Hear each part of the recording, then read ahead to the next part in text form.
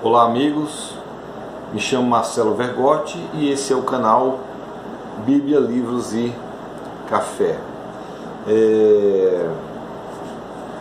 Então nós estamos indo para o 6º vídeo, né? Nos 3 primeiros nós fizemos um apanhado da fundação do povo de Deus, né?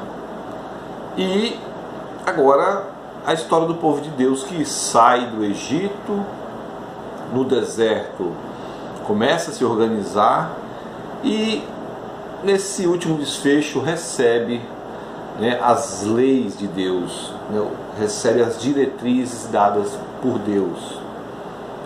Então nós vamos tentar terminar esse ciclo nesse vídeo.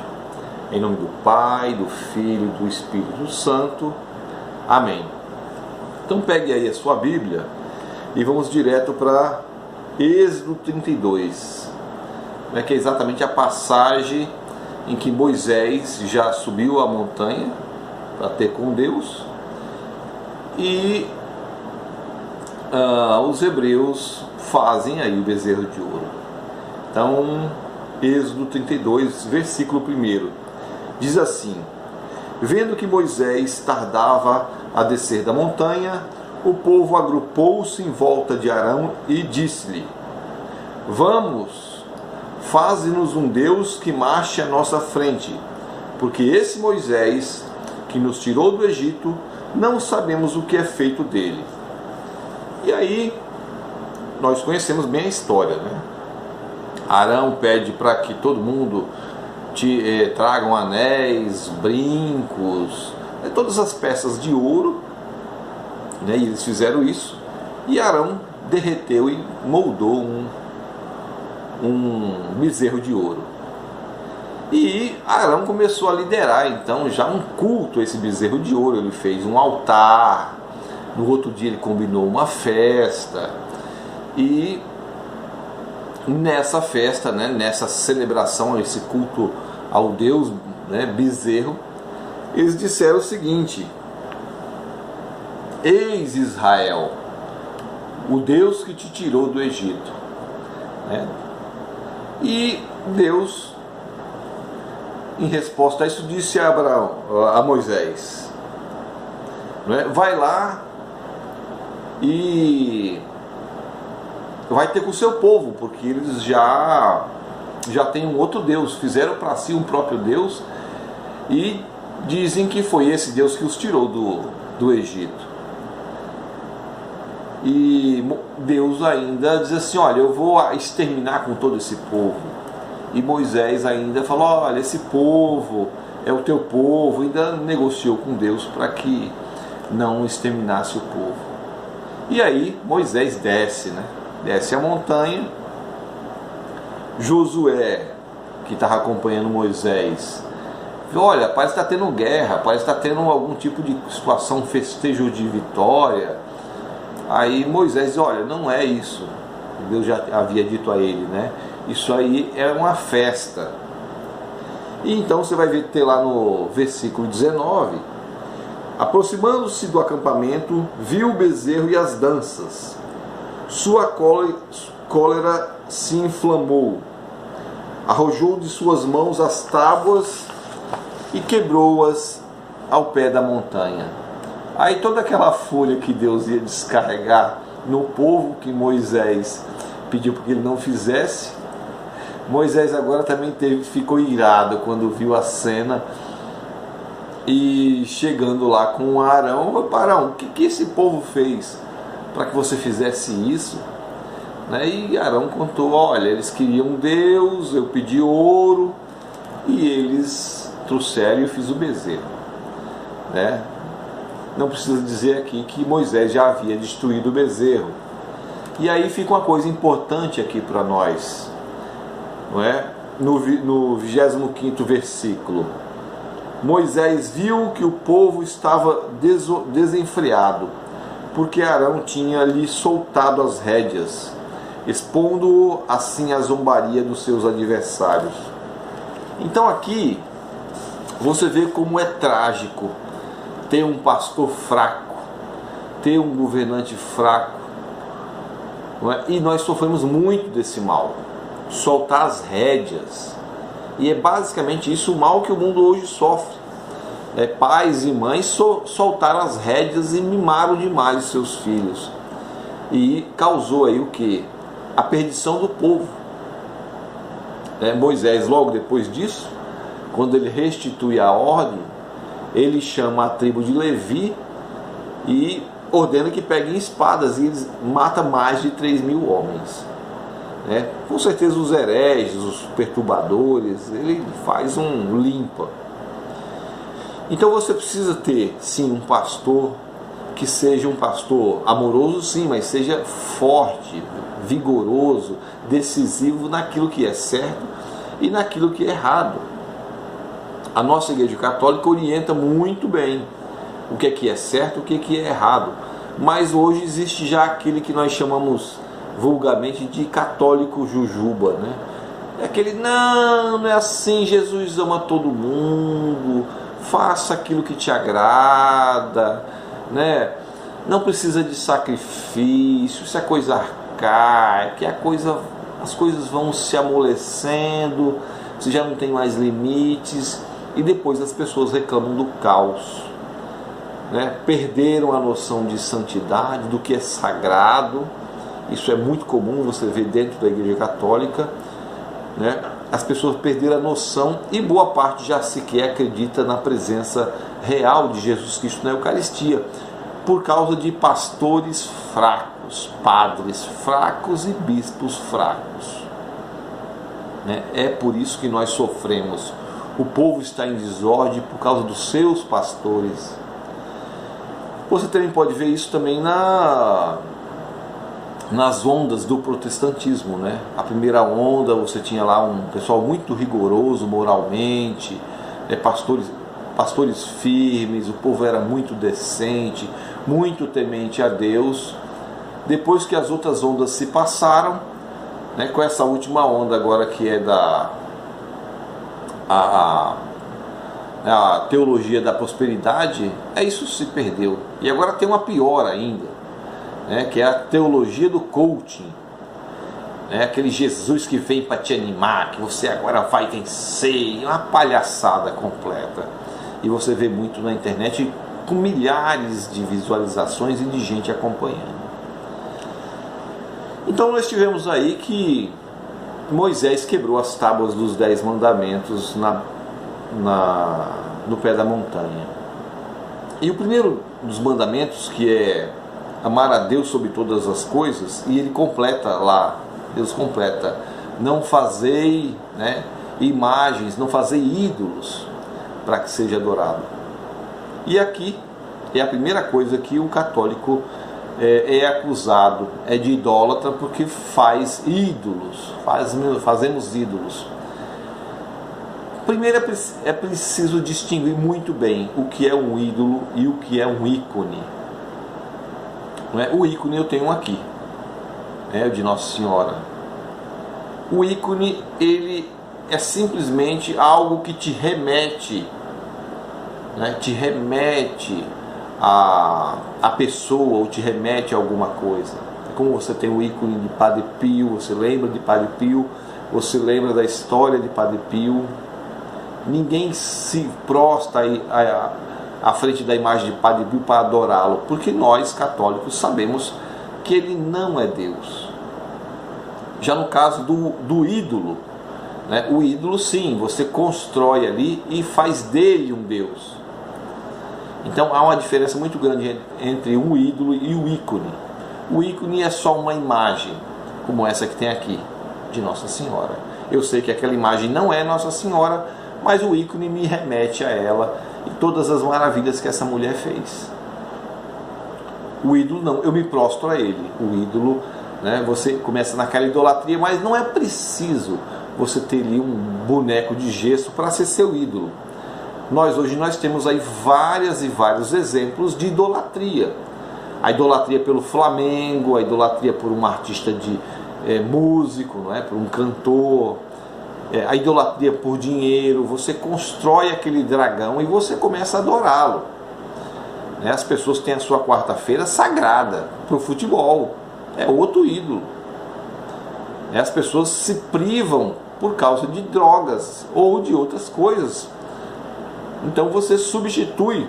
Você não tem o tempo de ir à igreja, mas você tem tempo sagrado, né? Sagrado para futebol ou coisas do gênero, para aquela série de Netflix ou por aí vai. Você já não tem mais, não é mais dono de si. No que diz respeito a isso, você praticamente enlouquece se faltar, né, no dia do futebol. Né? A idolatria da mesa de barzinho, da cerveja, dos seus vícios do cotidiano. Então isso também substitui a Deus. Agora é importante nós vermos aqui que com relação a imagens, né, Deus também nos mandou fazer imagens. Pega aí em Números, é um pouco mais lá na frente, em Números 21. Você vai ver exatamente isso.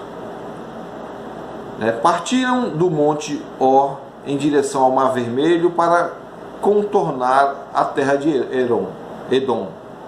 Mas o povo perdeu a coragem no caminho e começou a murmurar contra Deus e contra Moisés. Por que, dizem eles, nos tiraste do Egito para morrermos no deserto onde não há nem água, nem pão nem água? Estamos enjoados deste miserável alimento. Então o Senhor enviou contra o povo serpentes ardentes que morderam e mataram muitos. O povo veio a Moisés e disse: pecamos murmurando contra o Senhor e contra ti. Roga ao Senhor que afaste de nós essas serpentes. Moisés intercedeu pelo povo e o Senhor disse a Moisés: fazei para ti uma serpente ardente e a mete sobre um poste. Todo que for mordido, olhando para ela, será salvo. Moisés fez, pôs uma serpente de bronze e fixou sobre um poste. Se alguém era mordido por uma serpente e olhava para a serpente de bronze, conservava a vida. Então nós temos aí um bom exemplo, né, do que foi construído aqui. Aqui não era um ídolo, não era um bezerro de ouro, mas era uma cobra ardente de bronze. Né? Como foi construída uma imagem. Deus ordenou a Moisés que construísse uma imagem com um objetivo. Quando a pessoa olhava para aquela imagem, ela era remetida a quê? Aos seus pecados. Ela tinha que olhar para a imagem com arrependimento. Então ela se arrependia dos seus pecados e era curada. A imagem da serpente fazia isso. Por que eu fui mordido por serpente? Porque eu falei contra o Senhor. Esse é o significado. E você tem mais aqui. Quando você vai em João 3, versículo 14, está escrito assim: como Moisés levantou a serpente no deserto, assim deve ser levantado o Filho do Homem, para que todo homem que nele crê e tenha a vida eterna. Aqui também, como a cobra de bronze no deserto, Jesus Cristo deve ser levantado do chão numa cruz. A referência aqui é perfeita. É o próprio Jesus que diz: como Moisés levantou a serpente no deserto, assim deve ser levantado o Filho do Homem, para que todo homem que nele crê tenha a vida eterna.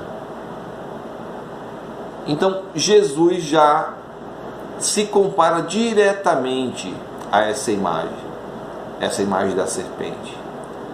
Será feito o mesmo comigo, para que todo aquele que vê. Então tem um crucifixo aqui. Esse crucifixo também remete a isso. Remete a quem? A todo o sacrifício de Jesus, a toda a história. Não tem como passar em branco. Você vai olhar e vai lembrar imediatamente. Então esse é um ícone. Eu sei que não é Jesus a cruz. Hoje nós temos uma resistência muito grande à presença de Jesus crucificado, mesmo dentro da Igreja Católica. Essa maldição que se assola sobre nós de gente fraca, de gente mole. Ah, é muito feio, eu não adoro um Jesus crucificado, meu Jesus é bonitinho, limpinho. E aí você está vendo aí católicos tirando as cruzes de dentro das igrejas. E aí você tem lá sim um Jesus ressuscitado, porque o meu Jesus é vitorioso. O meu Jesus não é esse derrotado numa cruz. Como diz o Tádico, meu filho, deixa de ser burro. Né? É na cruz é que tem a vitória de Jesus. A grande vitória de Jesus Cristo sobre o pecado é na cruz. Então quando você vê Jesus pendurado à cruz, é a grande vitória dele. A ressurreição é só uma consequência. A grande vitória de todos nós é Jesus pendurado à cruz, para que nós possamos vê-lo e na nossa fé sermos salvos, como ele disse aqui.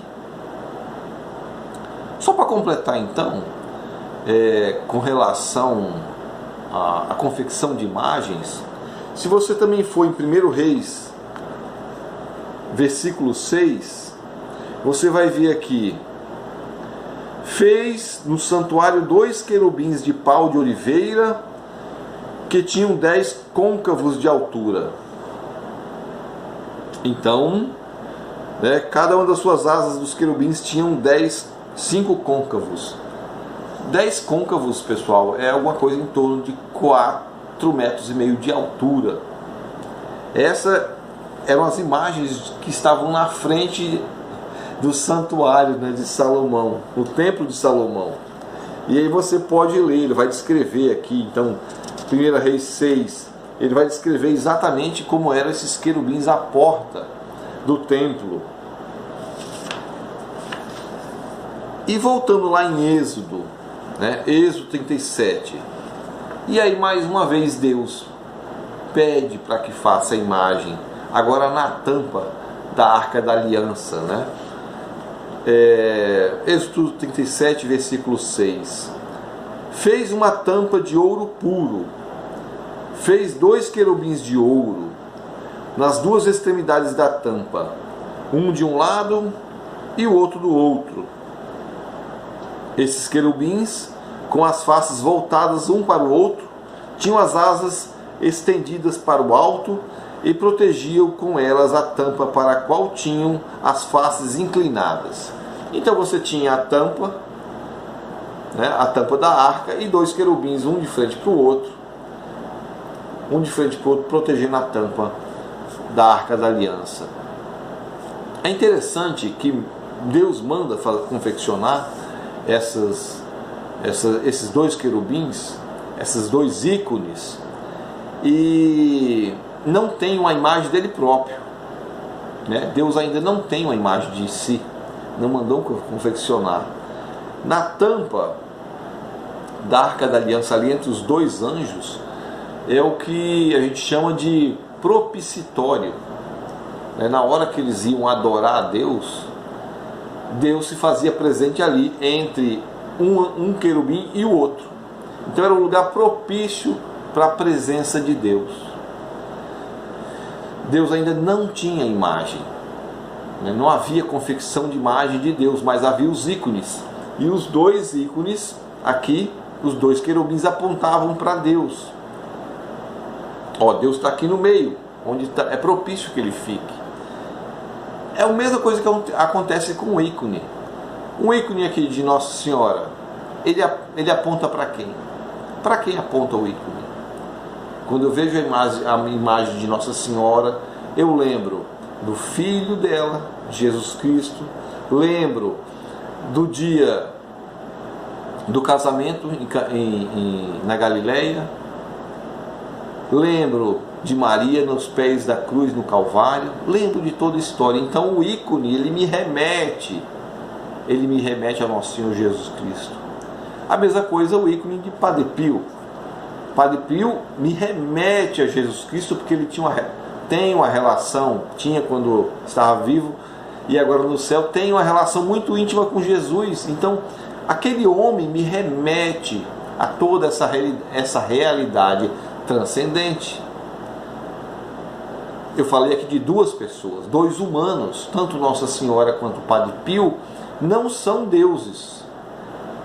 Jesus é Deus, mas esses dois não são. Então eles me remetem que esse é um caminho a ser seguido. É o caminho da santidade.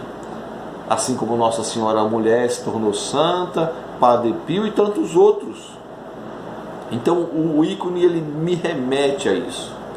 Agora quando eu falo de idolatria, aí sim eu moldo aquilo e coloco no lugar de Deus. E aí se você procurar no mundo de hoje, aí você vai encontrar milhares de deuses que as pessoas idolatram. Você vê quantas pessoas nunca foram à missa. Não vou à missa há mais de 10 anos. A última vez que eu fui foi na minha primeira comunhão. Foi no meu casamento. Porque as pessoas substituíram Deus por alguma coisa. Nunca dá tempo. Porque eu tenho lá todos esses deuses, todos esses ídolos. E que eu dedico a vida e pago muito caro por eles. Você vai lá, viaja para o Rio de Janeiro para ver um show. Seja lá qual for, você se desloca, você se desprende. Não, ficar 2 dias numa fila não é problema para você ver quem? O seu ídolo. E eles são chamados assim, ídolos, porque são tratados como se fossem deuses. E não é isso exatamente que nós queremos. Então, aqui nós temos uma revisão geral de tudo. Primeiro, Deus fundou o seu povo. O Deus de Abraão, de Isaac, de Jacó, de José, fundou uma nação. Essa nação foi resgatada do Egito por Moisés. E Moisés agora começa a instruir o seu povo. Moisés instituiu uma cátedra, ou seja, havia alguém à frente desse povo. E Deus instruiu Moisés para que Moisés coordenasse esse povo. Criasse, como eu falei no vídeo passado, você divide ali coordenadores de 1000, coordenadores de 500, de 100, de 50, de 10, de dezenas, e essas pessoas vão resolver problemas menores, e para quem está na cátedra fica com os problemas maiores e com a relação direta com Deus. Então você tem o povo, o estabelecimento de uma cátedra, de alguém que está à frente, entendeu? E aí você vai desembocar o quê? Como eu falei no vídeo no último vídeo, aquele que pegou a chave da casa de Davi, que tudo que ele abre na terra é aberto no céu, tudo que ele fecha na terra é fechado no céu. Então esse povo que tem aí alguém à sua frente e uma cátedra que foi tomada aí pelos fariseus, pelos doutores da lei, e que Jesus aponta, Nós vimos no último vídeo, Jesus aponta, olha, sentaram no trono de Moisés. E quando Jesus, antes de sair daqui, ele deixa alguém, ele entrega a chave do céu para alguém. Você já sabe quem é. Ele entrega essa chave e diz assim, tu és Pedro, e sobre esta pedra edificarei a minha igreja. E as portas do inferno nunca prevalecerão sobre ela. Então Pedro ocupa essa cátedra à frente do seu povo. Então, espero que estejam satisfeitos, e tentem participar aí nos comentários, para a gente possa responder outros questionamentos. Tá? Um bom final de ano para vocês, em nome do Pai, do Filho e do Espírito Santo. Amém.